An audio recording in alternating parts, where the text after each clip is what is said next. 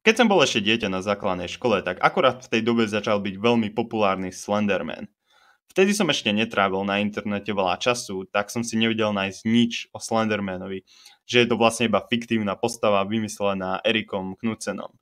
No a v mojej triede sme sa rozprávali o Slendermanovi, ako keby to bola reálna postava, kto to je a čo robí, že sa zjavuje a mizne a že unáša deti.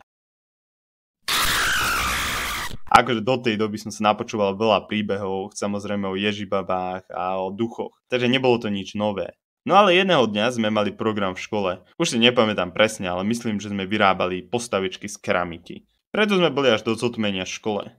No a v triede sme mali počítač s dataprojektorom. To bolo vtedy veľmi špeciálne, boli sme jediná trieda z celej školy, ktorá to mala. No a tak sme to chceli využiť.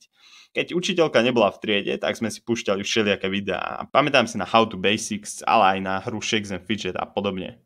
No a potom sme si začali púšťať ešte aj hororové videá, keď už sa zotmelo. Najmä Slendermana. Hľadali sme jeho fotky na internete.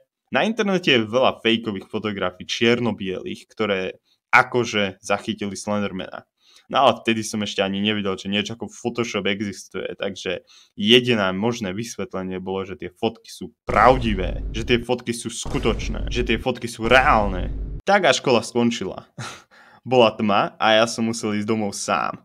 Od školy som to nemal veľmi ďaleko a rutine som chodieval sám. Na ulici ale nebol nikto, iba ja sám. A v noci je všetko desivejšie. Pamätám si, že som išiel dlhou ulicou a otáčal som sa za seba, či sa Slenderman nezjavil za mnou. Svietili iba staré žlté lampy a bola jeseň, takže ani atmosféra mi vôbec nepomáhala. Taká halloweenská atmosféra. Teraz mi to už príde veľmi vtipné, ale vtedy som bol vydesený poriadne. Ale o tom je asi detstvo. Napíšte mi do komentárov, či aj vy ste sa báli Slendermana a či veríte na paranormálne javy.